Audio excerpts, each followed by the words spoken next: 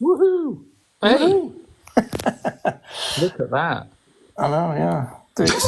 The excitement of it. I've been, apparently I can't say the word. I can't even say the word that's happened to my normal account, but I've been bananaed until, I don't know, for a couple more days. I got bananaed. Does that make any sense to you, Roger? Do you know what I mean? Yeah, I know what you're getting at. Do you actually know why yet? You don't, do you really? Well, sort of, no, but then I got told by people who know more than I do that it was a certain subject that I brought up, and two words that I used apparently are an unappealable ban. Oh, sorry, banana. And, and they're two words of a social media. Well, I don't know if it's a social media platform. No, it's not a social media. Another online platform, and let's put it this way, where people who consent do things, show videos, and they get paid for it. And the first word is only. Oh, yes, okay, I'm with you. Yes, and I said that in jest because I was going to set one up with me rubbing my beard or something. It was a joke, and that was it. My live just went. Okay. So, well, beard rubbing can be quite a serious offence, you know. well, it can if you're pondering something, can't it? You know, if you're pondering and. Well, you look obviously very Socratic then, don't you? And, yeah. So that's a great picture you've got there. I remember that picture from this. That photographer did some very, very good photographs, didn't he?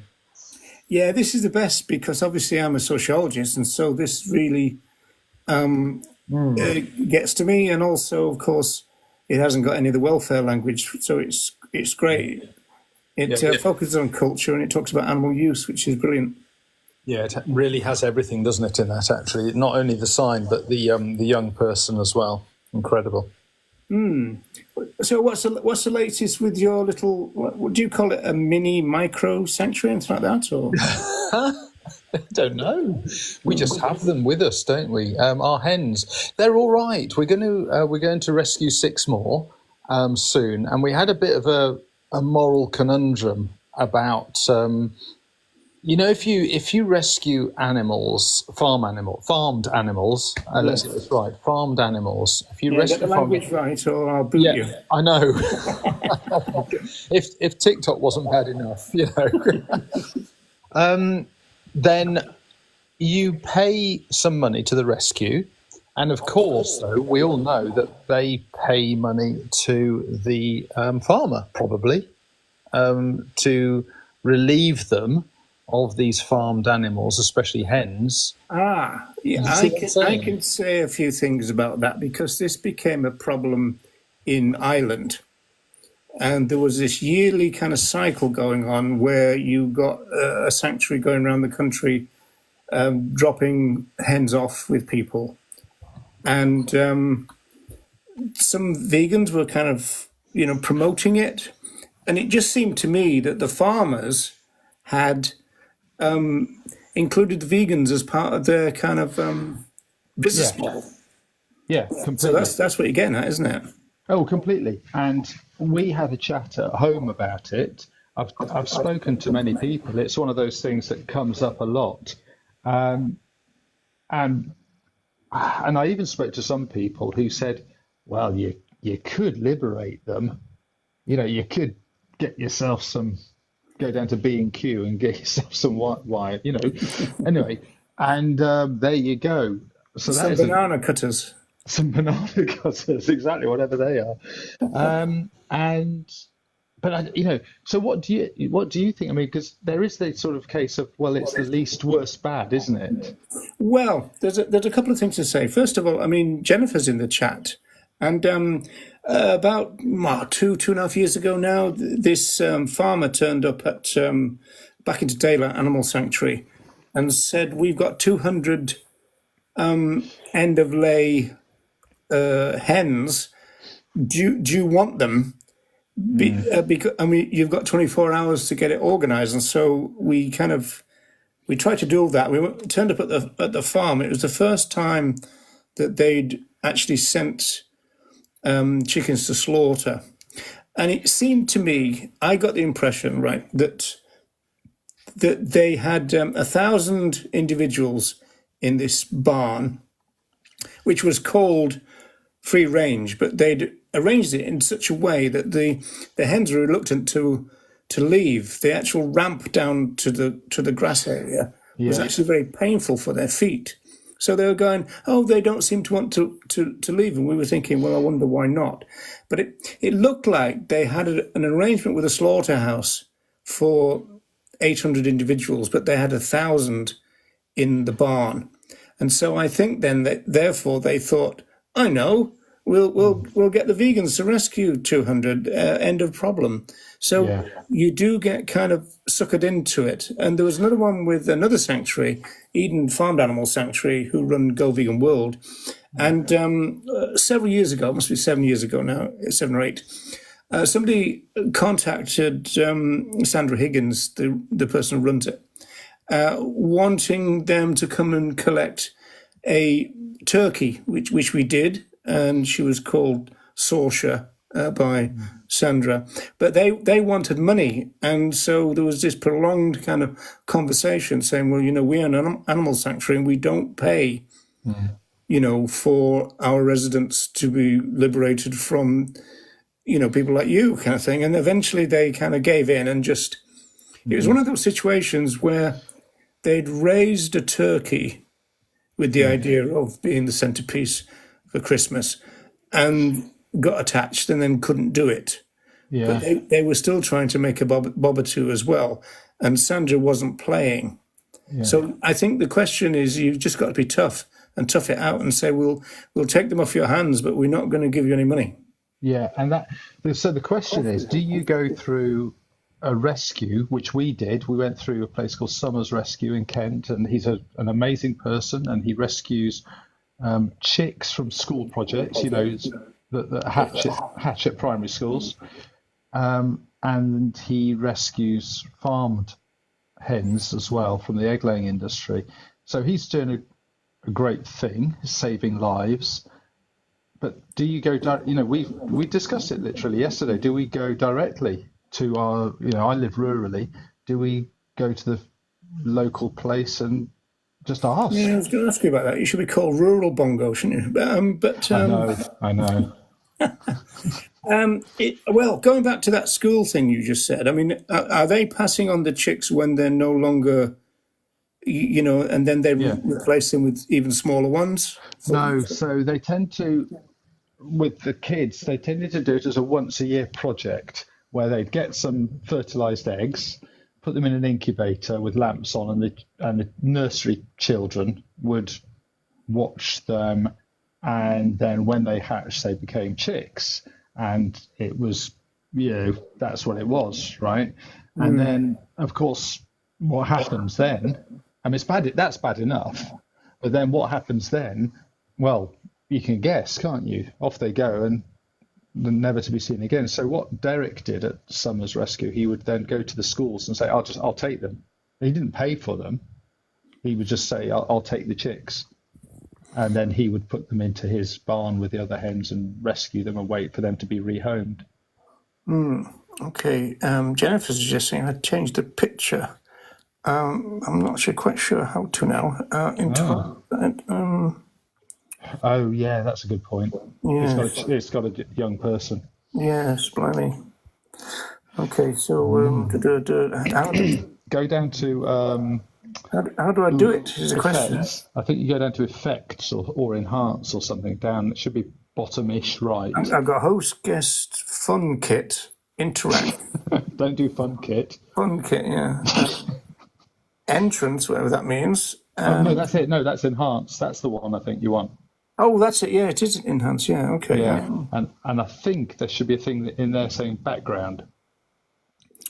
No, it says stickers. Oh, background. Yes, you're right. Yeah, okay. And that should take you to your photos. No, it just goes to some fancy backgrounds that you can put up. Yeah, but there should be one of those fancy backgrounds should have a. Oh, yes. Here we go. Here we go. Add background without effects. Yeah. Add. There you go. Oh, right. Okay. Yeah. Okay. Groovy. So now I need to. Okay, let's just try that for now. Perfect. until I find a better one.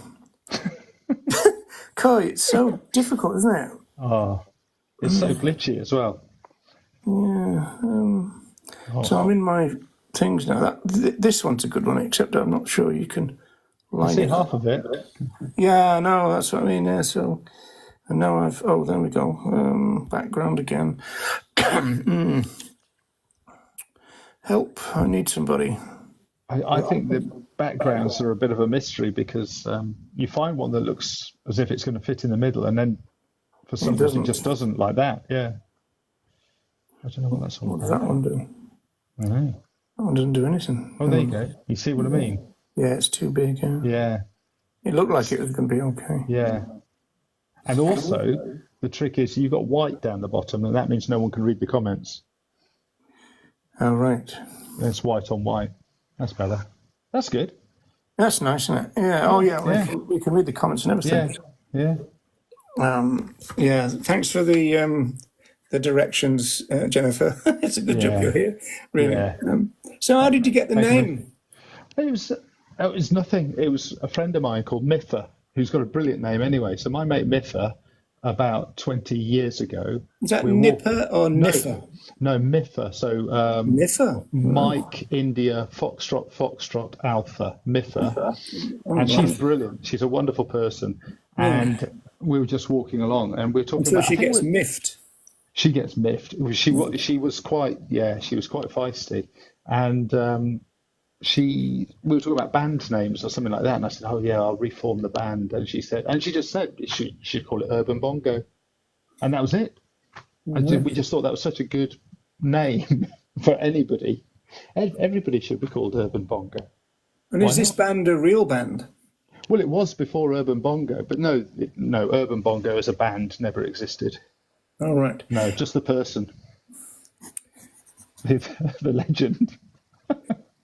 Now, before I forget, I'm just writing it down. Going back to the chicken situation. Yeah. Do you know of somebody on Facebook? I don't know if you're on Facebook actually. I am. Oh yeah. I'm under my real name. Well, I don't know what that is. So there you No, go. but we are friends on there. Oh, okay. It's so confusing for me because I'm absolutely crap at remembering names, and then people keep changing their names and all this, and then they come up and they go, it's this and it's that and it's the other, and then they've changed it. Anyhow, there's a guy with his real name, and his English is very good. Jennifer will confirm this. Called Jordan Wyatt. He's from New Zealand, Right. and he has a similar kind of situation to you with some kind of backyard hens, Yeah. and so he'd be quite an interesting person for you to contact, I think. Jordan Wyatt. Yeah. I'll look him up. Yeah. Is he Nice is he guy. vegan? Oh, yeah. He used to run the Invercargill Vegan Society, which is the southernmost vegan society on the globe. Wow. I know, That's pretty good, isn't it? Yeah. Yeah. So have you had farmed animals that you've had in your sort of stewardship kind of thing? Well, when I was in Liverpool, Yeah. we lived, there was an activist community down this place called Dungeon Lane. Now, Dungeon Lane was where the slaves were brought into Liverpool, right? And so there was a whole set of cottages. Well, there was 3 left. And the weird thing is that we rented one, which I think was number 4 or number 5, for £5 a week, I think it was. And it was a cold water thing. There was no toilet. There was like a shed in the backyard, and then there was another place next door, and so we broke through the wall to connect the two. Yeah. And then there was number 3, which was kind of broken down, and that ended up being stables for some cows. So we had we had 2 cows. Because the usual thing that a cow had liberated herself from a slaughterhouse on the Wirral, which is in Merseyside, yeah. Yeah. And as usual with these things, I think it might have been the Daily Star, the national newspaper, I think they purchased the cow from the farmer and made her into a bit of a celebrity, right? Yeah. As you often do with these kind of cases Yeah. of someone liberating themselves from, from the jaws of death and all this kind of stuff. Yeah. And so they become a bit of a mini celebrity for a few days. And then we found out through Freshfield Animal Rescue Centre, where I used to volunteer, we found out that they were going to sell the cow back to, or give the cow back to the same farmer who would have then returned her to the slaughterhouse, right? And so we contacted the paper as the animal sanctuary and said, that's going to look really, really bad on you. What you should do is give her to us, right? Yeah. Using the animal property thing and all that. So they agreed to doing that, and then it was found out that she was pregnant. So we ended up with her and her offspring at this little small holding that we had in Dungeon Lane, Liverpool. There was also some broiler chickens, very similar to what's on the screen. Yeah. But these were liberated rather than rescued. Yeah. And I think about 50 arrived. Yeah. Within a couple of days, that was down to about 30, 28, because as usual with liberated fellow animals, a lot of them die because, they're stressed out and everything. And a lot of them had very deformed feet and, all that kind of stuff. And so some of them kind of succumb, and then you end up with the strong ones who make it, as it were. Yeah. So I think we ended up with about 20 left. Yeah. And they became real characters, they started to crow and stuff like this, We find that with the, our hens came from the egg laying industry, and they were 18 months old, and they would have been strung up, and finished off at 18 months. Yes. And they came to us in a very, very sorry state, and we were warned in a way. It was our first flock that we'd received from a rescue, that maybe one or two might not make it. Now they all did, which is amazing. Yeah. But we're also told recently by a vet, because one of them's not that well, unfortunately, and the prognosis isn't very good for her. But we were told by the vet that a rescue hen from the egg laying industry, if you rescue them at 18 months old, their life expectancy is probably just another 18 months. Now, that's still half of their natural life because of the stress that they put through in the first 18 months. Yes. So essentially, it's like somebody buying a vehicle and putting the accelerator down on full until the vehicle breaks down. That's essentially it. It is. And then it'll limp along for a bit and then conk out. Yeah. Yeah. Were these individuals, had they been forced molted, and is that still a practice? Do you know? What does that? I'm not sure. What's that mean? Well, you said 18 months, right? And so normally what happens is that they're candidates for slaughter after about 12 months because their production rate, using these terrible industry terms, starts to diminish, right? So what they do is they've usually got them in, in the barns and, full lights and all this kind of stuff and all that. And what they do is they turn the lights off for 24 hours. And that kind of puts them in it kind of almost like reboots them and puts them in a bit of a weird kind of panic thing. And their body almost kind of like, it gets shocked into another laying cycle, which doesn't last as long as the first one, but it might mean that they're going to get 2 years out of an individual instead of one before they're deemed spent. So that could be what might have happened to the individuals you're talking about. It could be, because we were told they were 18 months old. And if that's the practice, then that's what would have happened to them. Yeah, well, I'm going back a bit now, so that's why I was asking. I wonder whether it's still the practice or not. But well, I don't know. But if you imagine, I did a live earlier, and we were talking about the RSPCA, and you can imagine that sort of practice would be nothing to the RSPCA, wouldn't it? It's virtually ethical in their terms. Turning the lights off for 24 hours. Well, we can. That would give us something really interesting to talk about. But Yeah, but first of all, going back to rescued farmed animals, Yeah. the ALF rescued a piglet once, and the wits that they were, they called him Rasher, right? And I always remember because I was a press officer at the time, Yeah. and I went to see Rasher when he was getting on a bit, and one of the people who actually liberated him came with me.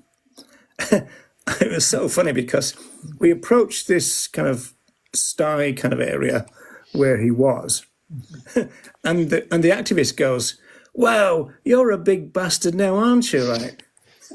And the weird thing was the neighbour was stood looking at us over the fence, and he thought the comment was made to him. So that was that was one thing, and then Russia got sick, and so an agricultural vet was called out, and they said, "So what's wrong with Russia?" And he says, "Well, I don't know. How am I supposed to know?" And he goes, "Well, you're a vet. You're an agricultural vet." He said, "Yeah, but I've never seen a pig this old before." Whoa. And so there you go. You see, they're just part of this system, aren't they? Wow, that's a good story. I think it's a really shocking story, but that says a lot. We talked earlier on the live about vets as well. Actually, we covered RSPCA and vets, and So the what's sort your of the RSPCA take then, Mr. well, Bongo? well, I was not sure about it all, apart from finding what I saw was very welfareist and so on. And then one of my guests was saying, well, there's a protest outside their headquarters coming up, and I think it's in Horsham, I think. Yes, And yeah, coming up soon. And then it was actually Andy came up, and this is just this evening, and said, well, and he made such a good point. He said, if they are a welfarist organisation, if you get rid of the welfarist side of the RSPCA, they won't exist by definition. You can't have a vegan RSPCA because what they do, that's not in their remit. Their remit is purely welfare. So you can't really get rid of them. Well, you can get rid of them, but then they just will cease to exist. So they're not going to do that. They're not going to get rid of themselves. Well, it's a weird thing because I don't understand this campaign against the RSPCA because, as Andy said, the RSPCA are just honest about who they are. They're not only a welfare group, they're a traditional welfare group. So that means that they're not opposed to animal use. They're opposed to animal cruelty and abuse. Yeah. So they're not vegan. They don't advocate for vegan. They never have, and they probably never will. And so their argument is that if Joey and the rest, or whoever it is who are trying to shut down the assured scheme, if that comes to pass, then the welfare will get worse. Now, the response could be, well, it could hardly be worse. But of course, it could, in the sense that the reason why the assured scheme exists is because there are other places which are not on the scheme, which are even worse in welfare terms, right? So the argument seems to be that the RSPCA are not doing their job as welfareists very well. Yeah. And I've had vegans say to me, well, we've got to do welfare because the welfareists are rather bad at it, which is probably true. It's just that we then, as vegans, get diverted into a big argument about welfare. And as much as the argument from the vegans is, well, we want a plant-based system, we want veganism, we want legal rights for our fellow animals and this kind of stuff. Because you're dealing with the RSPCA, you're inevitably going to end up in an argument within the welfare paradigm. So I agree with Andy on that one. And I'm really confused about why the movement seems to have got into a massive argument about welfare with the RSPCA, the quintessential welfare organisation. And I think that was a bit of an eye-opener for me earlier, because I was neither one side or the other. I was finding it a bit unpleasant hearing about an organisation that only cares about welfare. But but that was about it. That's about as far as my thinking had But gone on the it's a RSPCA. welfare group, isn't it? Yeah, You know, it's like yeah, compassionate farming. yeah, Compassionate farming was started by a dairy farmer. yeah, exactly. Um, and I'm talking to a couple of people across in the United States where there are some very, very large welfarist groups and groups that are trying to turn animal agriculture farmers to non-animal agriculture, but in a sort of a welfarist type way, as a sort of kid steps way. And so there's a big movement in the welfarist side of things. But personally, I think as a vegan, we need to miss that bit out in a way. And Well, I don't know. it's not in a way. You're quite right. Are you familiar with the name Gary Francione? Yeah, Yeah. Well, he would argue that there isn't an animal rights movement. There is only versions of animal welfare. And so he would say that, groups like Animal Rising, Viva, Animal Aid, and all that, these are new welfare groups. So what does that mean? It means that they figure that by talking welfare and by bringing about welfare means you're eventually going to get to animal rights. So the model is kind of welfare plus welfare equals rights. yeah, Now, he says that can't work because welfarism doesn't challenge the property status of our fellow animals, and that's exactly what we have to do. yeah, Right. And so it means then that, the movement has spent the last 30, 35 years arguing the toss about different forms of animal welfarism. And one of them say, yeah, but ultimately we're abolitionist. So we want the end of animal use, but we can get there through welfare means and welfare language, which is exactly why our movement sounds rather like the RSPCA, but we add Go Vegan on the top of it, right, which the RSPCA don't do. But from Francione's point of view, all that does is differentiate traditional welfare from new welfare. So we are new welfare, according to Francione. The RSPCA are old welfare or traditional welfare, like the Humane Society that you're talking about in the States. yeah. Right. Peter would be new welfare from Francione's point of view. Yeah. And I mean, I think there's a bit of an argument there, isn't there, to say, as you say, welfare breeds welfare breeds welfare breeds welfare, but it doesn't get to anywhere. It just breeds welfare, and that's it. Yeah, but the So, RSPCA would argue that in itself is a good thing. well, it's a better thing, Yes, but it's not which means it's a good thing for their point of view. for that. Oh, from their point of view, it's a success. See, what But they said to Joey Carbstrong is, if you close down the assured scheme, things will be worse. What's the point of that? and I think that's what Andy argued earlier in the evening, was sort of saying if you close down the RSPCA and all of that, then there won't be a champion for welfare. So conditions will get worse, but it won't affect our struggle. Well, it's not totally true in the sense that we've got champions for welfare now in the shape of people like Earthling Ed. In fact, Earthling Ed started this moral panic really about the RSPCA because two things. In his first book, he wrote that the RSPCA is a paradoxical organization. Now, in my book, that's not true. They kind of just do what it says on the tin. They're a welfare group. And so I remember about 3 years ago now, Ed put out this video about the RSPCA, about the fact that they've got guidelines telling slaughterhouse workers or slaughterhouses in general what to do if a pregnant individual arrives on the kill floor, right? Because there's a technical problem, because the being inside the pregnant cow doesn't really exist in the meat business, bunny rabbit ears for meat, right? Yeah. So for the flesh consuming business, that individual can't be put into the so-called food chain because they don't exist. They've got no ear tags and all that, right? They're just inside their mother.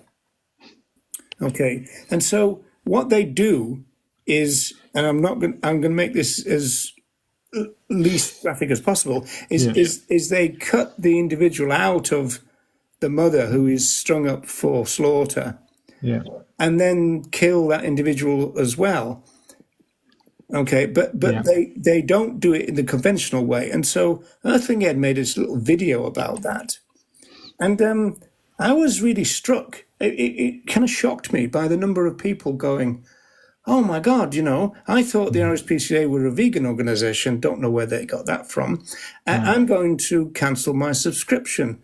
So I wrote to a couple of them, and I said, "Why are you subscribing to the RSPCA?" And they said, "Well, I thought that the RSPCA was a vegan organization." And I said, "Well, why on earth would you think that? Just look at their website, right?" And they said, "But they've got prevention of cruelty in their name."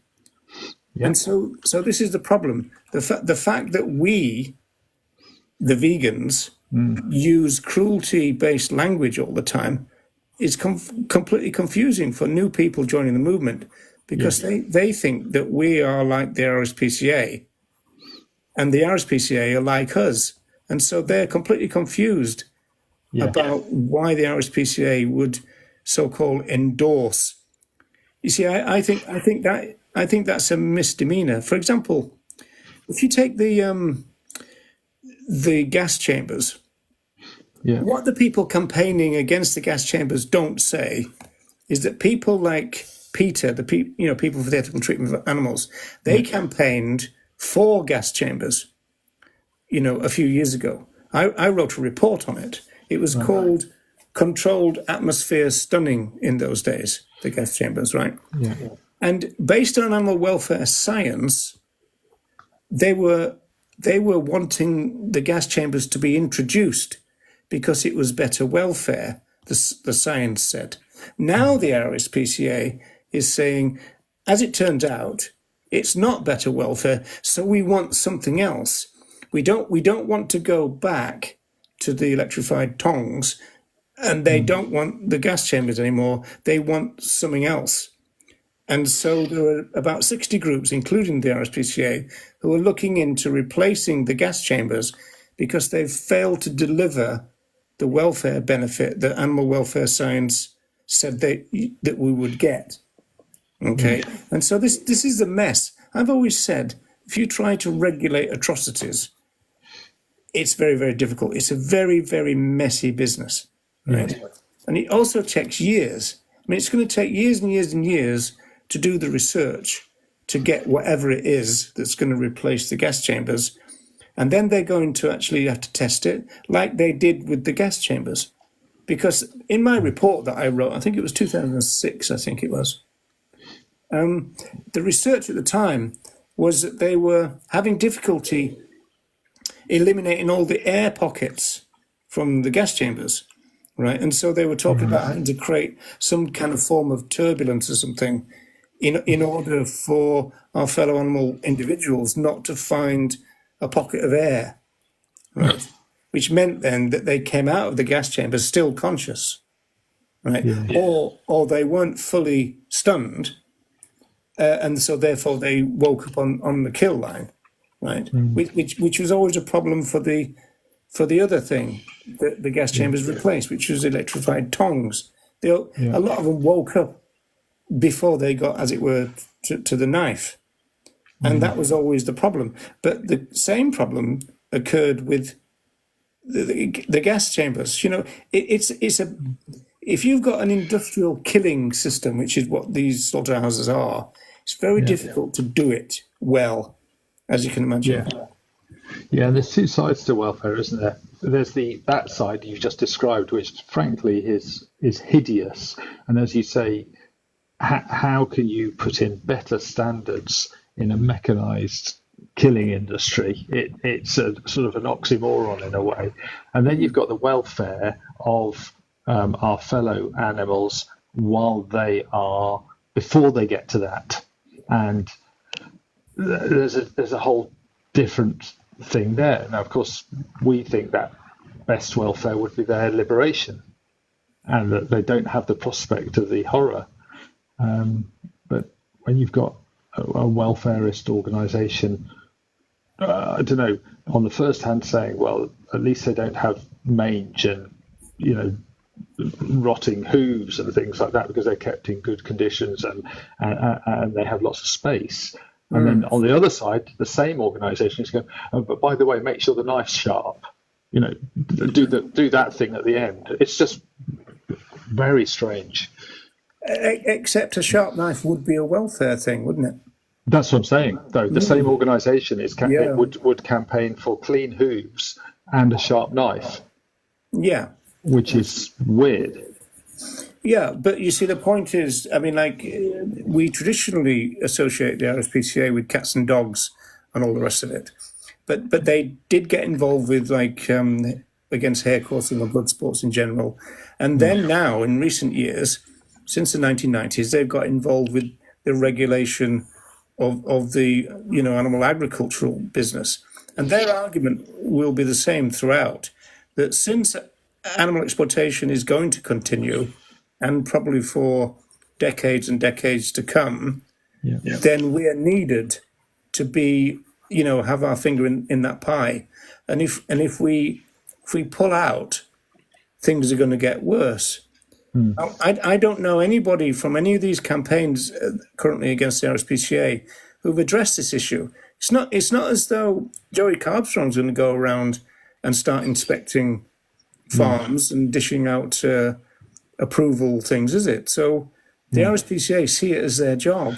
And I think our job is to eradicate the RSPCA in the nicest possible way, to make them surplus to requirements. Yeah, by making the society vegan, yes. Exactly. And no one in the RSPCA would object to that, probably, because they're an organisation and, there are people working in there. But over the decades, if we were able to make their role redundant, that would be a great victory. Yes. But in the meantime, it's kind of like in the meantime argument, isn't it? Well, yeah, exactly. In the meantime, if you don't have them, it's going to be even more horrendous. And I mean, presumably all the groups and individuals who are campaigning against the RSPCA don't want the situation to get worse for our fellow animals. But the RSPCA is saying, well, if you achieve your aims, it will. Yeah. That's the weird problem, right? And so, that's why this campaign doesn't really make any sense to me. So what is the argument against the RSPCA? What is the goal of the protests? For them to espouse veganism? Well, they've said things like the RSPCA are part of the meat industry, which the RSPCA would reject, and I think is probably wrong. I don't see them... They also said that the RSPCA assured label is a big profit thing for the RSPCA. The RSPCA dismiss that and say that they don't make any money out of it. In fact, all the money that they get from the scheme is used within the scheme. Right. And in fact, they're so kind of poorly recompensed by the scheme that they don't have enough inspectors, which is probably why you can go into the farms and find very poor welfare. But the point is, you can go into any farm in Britain and Ireland and everywhere else, and it's chock-a-block full of rights violations anyway. Yeah. And so this is why this campaign is a new welfarist campaign, because it's focused on the conditions. Oh, look at this! We found something terrible, which the press always use that, horror and all that. Then the industry respond by saying one bad apple. I mean, how many one bad apples can you have, kind of thing. But you end up on this kind of treadmill, which essentially means that a culturally specious society, their solution is the RSPCA should do their job better, and the welfare should be, it should be the way that the RSPCA say it was, and they've been found. They've had their fingers burnt, right? Yeah. But closing the scheme down, I'm not sure where we're going to get to there. No, I think it's also a bit of a distraction. To Oh, be it's a honest, massive distraction. yeah. But because the conversation is usually within the welfare paradigm, which is not what we want to talk about, except that this movement does talk about welfare all the time, which is why its favourite word is cruelty, and its second favourite word is abuse, which is exactly the same as RSPCA. Yeah, It's all very weird to me. it is.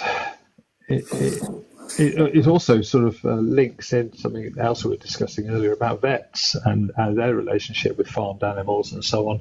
And similarly, there's a sort of a welfarist point of view amongst many agricultural vets as well.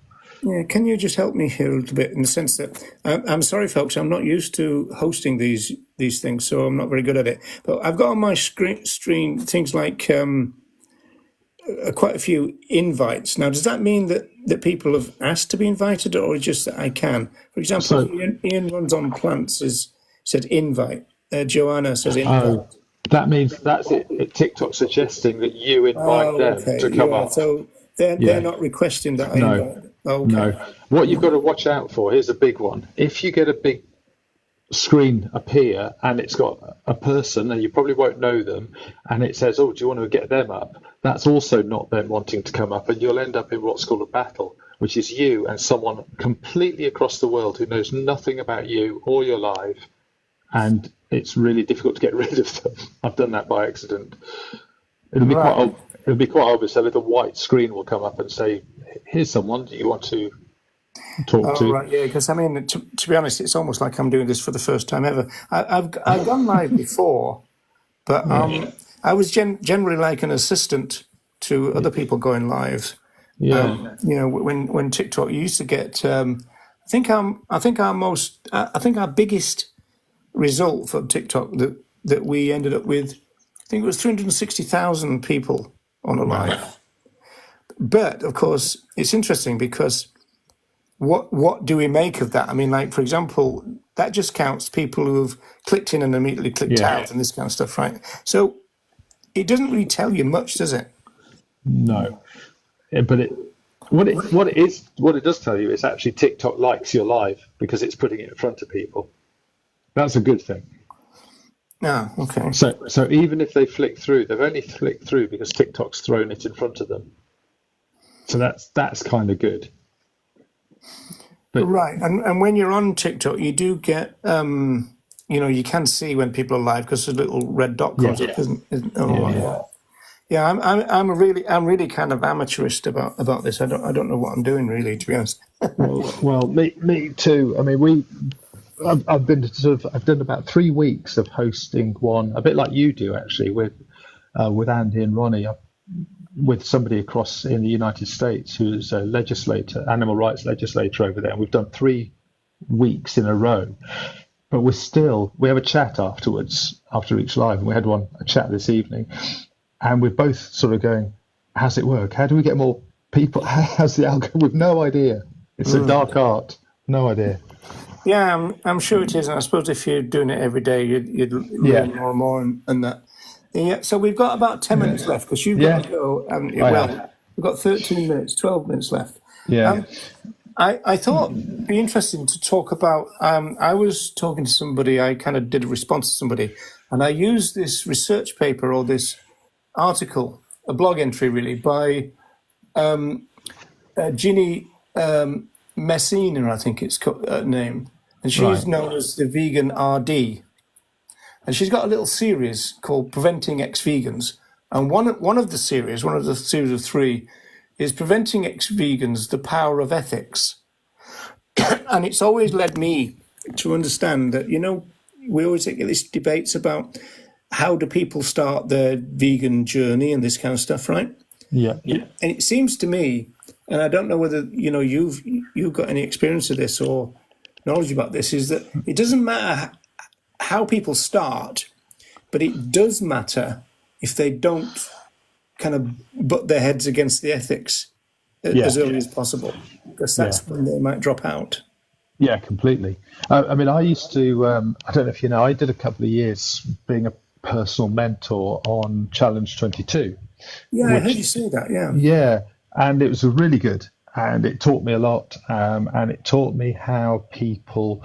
So these are vegan curious people will come on to Challenge 22, but it's quite interesting. It's based itself on plant-based food. It's a food-based program, but hidden in between the lines are the ethics.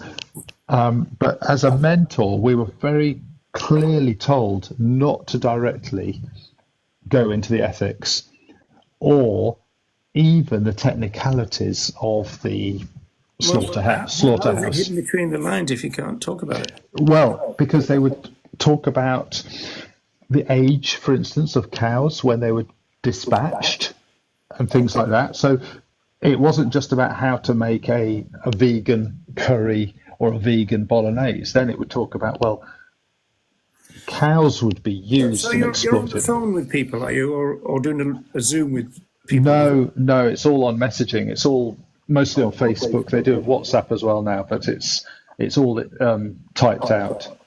All right, okay. Because it'd be much more human, wouldn't it, to be able to look at people's face and talk to them we are social animals after all.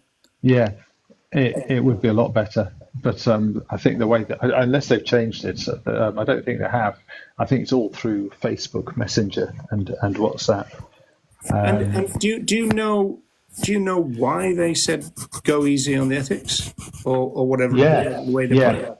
Yeah, because their way of doing things, and I don't disagree with it, it's getting people on board, is meant to, well, let's be honest, not frighten people, not actually show them the horrors, let them find it out in a way.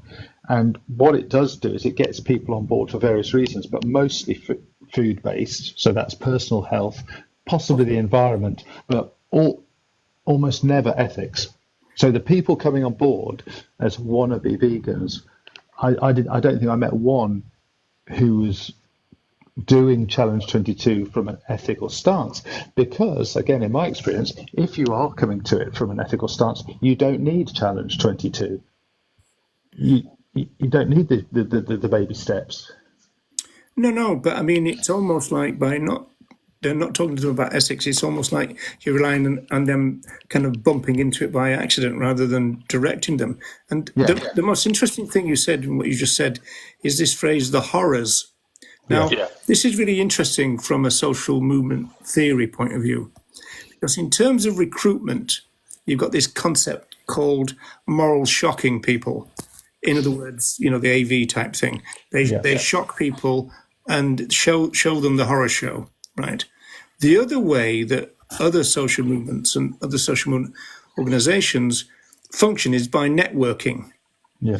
Now, there is some evidence that the networking works better because when you've morally shocked somebody out on the street in a cube or something, they then have to, once they kind of run away from you or get away from you, they then return into cultural speciesism. And so, the moral shock that they get kind of wears off, if you like. Yeah. And so, you see, the one thing I would say to Challenge 22 is that the ethics is not showing them the horrors. That's not the ethics. I mean, the ethics could be written material or just kind of like philosophical stuff, like the case for animal rights or the philosophy of veganism. You don't have to show them horrible things. No, and they don't. So what it's a bit in my distant past, but what I remember that they would do is talk about statistics, for instance. So there would be numbers, big numbers to, that is a way of shocking people when they're coming into it from either their personal health or just a dietary thing, or they think they'd like to try because they've heard about it, or a family member has a plant-based diet. And then in that process of Challenge 22, they're hearing about the millions, the billions, and so on. And those sorts of things would be put forward to them. So they were facts, I suppose. But that's not ethics, though, is it? No. Well, no. But what I mean is, that's what I meant between the lines, though. So the ethics are there to say, for people to go, oh my goodness, I didn't realise millions were dispatched for my sandwiches or something like that, because they have no idea about the quantity. So even though that's not ethics, what it does, I thought it drives them towards thinking about the animals, our fellow animals, and not how to do a curry without some other animal product in it. Here's an interesting one which feed into your experience probably. I've got a book. It's called The Animal Rights Crusade, and it's obviously a difficult title, but it's by two sociologists. And the picture on the front is a woman, and they show one of our fellow animals in a trap, I think. And the poster that she'd made, it's a handmade poster. She said it says "look," then there's a picture, and then underneath it said Need we say more? And so my question's always been, well, what if somebody came up and say, yeah, I need you to say more. Like, I want you to tell me why that is wrong. Yeah. Now, the thing that always worries me is that I think the activists would say, well, look, and go, yeah, well, I've looked, but I want to know more. And I think they would say, well, look, right, as though looking is enough. You don't have to make the case. You don't have to explain the ethics. It's kind of like, well, it should be bloody obvious type of thing, right? Yeah. So I think there's something that goes on there that we've almost like lost. You know, if you see Tom Reagan making the case for animal rights, he's not showing any gory pictures. He's just making the case. He can explain the philosophical case for rights. Yes. And I think that's where Challenge 22 and Veganuary are quite similar, though. They're plant-based. And I think with the help of the mentors, they can be, we can help people become or understand veganism, but it's slightly through a back door. And that's the way they're set up. I think, you know, I don't think they're set up to produce new vegans. Why not? Why not? Well, no, I think they should be, but I just don't think they are in practice. What I'm saying is the material that is given to people doesn't. I mean, ethics is a difficult subject for a lot of people. I mean, they don't know anything about ethics, and so you're coming to that en masse, and it is en masse with Challenge 22 and Veganuary now, with people just really coming at it from a diet point of view. They're not expecting ethics. Not that that's a wrong thing. They could be, educated, but will they reject them? And I think the view of people like Challenge 22 and Veganuary is, yes, they probably will reject them. So we're not going to do it. It's very softly. Yeah, well, you probably heard me say that, you know, there's been a big battle in the movement about whether veganism is and still is and has been a scare word. And, you know, most of the national groups like Viva, PETA, Animal Aid, they were very reluctant to use the word vegan. And they only used the word vegan as a diet. I mean, I've got a time tunnel about it. And it's shocking him. It's this century only that veganism has become the moral baseline. And there was a lot of resistance. So they would have their veggie starter pick, but there's still groups like, pro-veg and everything. They're still a bit terrified of the word vegan. Here's a question from Persona. Oh, can I just add to that first, Roger? Sorry, you were present at the Vegan Society Research Day, weren't you? Online, I think. Yes, I saw you. Yes, and I was. I had it in the background all day as well.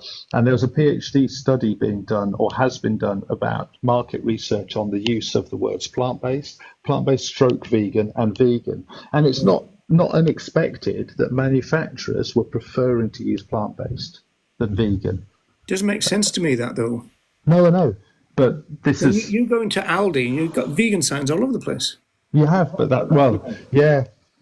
But so how can it put their customers off if they... I mean, they've been putting vegan on their plant-based stuff for years now. So how come they've not stopped doing that if it's so bad? I don't know. I mean, I'm not saying the study was valid or anything, but that was what came up on that one study that the Vegan Society put forward at that research day. Yeah, because from a common sense point of view, you would think if they put plant-based instead of vegan, that's going to be better. And yet, you see the word vegan a lot more than you see the word plant-based. So there's something weird going on then, right? Yeah, I think so. I mean, is it? I mean, you mentioned Aldi, for instance. I mean, I've speaking to a couple of other people on here recently where they've been saying that Aldi are really good on vegan food products, or calling them vegan. You know, Yes. but are other supermarkets? I'm not sure if they are. I mean, I think I might use Sainsbury's. Well, and that's here in Ireland, we've got things like Dunn's. They've got vegan signs everywhere. Lidl, they've got vegan signs everywhere. Super Value, that's got vegan signs everywhere. Big vegan sections. You see, I think what's happening now, because there's been a bit of a panic about the fact that the sales have dropped, and I think it's because Impossible Foods and the other one, I can't remember. Beyond. Beyond, yeah. Now, they're much more expensive. And of course, what capitalism does is as soon as they see a niche in the market, they'll jump all over it. And so you get Greggs piling in, you'll get all supermarkets piling in, and they swamp the market with vegan stuff. And then what happens is the market finds an equilibrium. By that time, the only thing left are the supermarkets. And people like the vegan companies. This happened with Plamil back in the day. Big arguments about whether vegans should go to the supermarket and buy soya milk or whether they should be faithful to Plamil, right? It's always the same. This really, though, is just capitalism, the way it works. That something comes up, everybody piles in, the stuff gets cheaper, then it gets eliminated because it's not profitable, and then eventually there's equilibrium and it becomes profitable again. By which time the vegan company might have been bought out or something. Yeah, that's the way it works.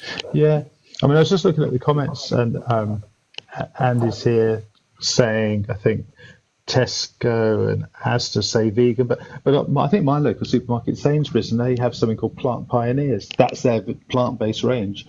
It probably has a little vegan stamp on it, but Sainsbury's don't, as far as I can see, don't promote it. There's Sparks as well. They've got Plant Kitchen, something, is it? Plant Kitchen, yeah, but it's not vegan. It's not. There's not the vegan signs in M&S, and there's not the vegan signs in Sainsbury's. So it seems to be. But it's got it on the packet, vegan. Oh yeah, well, probably, I guess, or so vegan approved. Well, there's no point in drawing them in with plant-based and then see this scare word and making them run off, is there? Hi Andy, how you doing, mate? Yeah. I think it's work in progress, though, isn't it? It's like any market research; things change, and different companies take what they want to take. Well, I think we're out of time, actually. We are. Yeah. Okay. So, just on that persona one, I kind of adopted Francione's thing, which is I don't kind of have the right to burn out, but I do realise that's a bit banal, because back in the 80s, I was in Liverpool, and there was a group in Manchester called the Northern Animal Liberation League. They had loads of social events, and I was very critical of them. We've got all these victims to liberate, and you're pissing about having parties and everything. But then I realised that it's a social movement, and we are social animals, and so we do have to be careful of our mental health and all that. There's been a big argument about, why is it that, vegans might have higher levels of depression if that's true. And you think, well, it's not hard to imagine why. You see, what the non-vegans try and do is say, oh, it's all diet related. I think it's more social. We've got to put up with living in a culturally speciesist world. And as soon as you walk out your door, or even before, you get smacked with this evidence of rights violations and animal exploitation everywhere, right? Yeah. So it's hard to be vegan. So you do have to be careful. Do you think there's a prevalence to people being vegan or becoming vegan because they have more empathy and therefore they're more susceptible to low mood, depression and anxiety as well? Yeah, I also think there's a year-on-year type thing. I think that when people get to this can be, it could be variable. When you get to 5, 6, 7, 8 years in, I think people can get a bit wobbly then, Yeah. And I think the reason is that they realize that it's going to be a long haul and not a short sprint, and they accept that, Yeah. or they realize it's going to be a long haul and they get depressed by it. Yeah. I think that's definitely what happens with a lot of people. Yeah.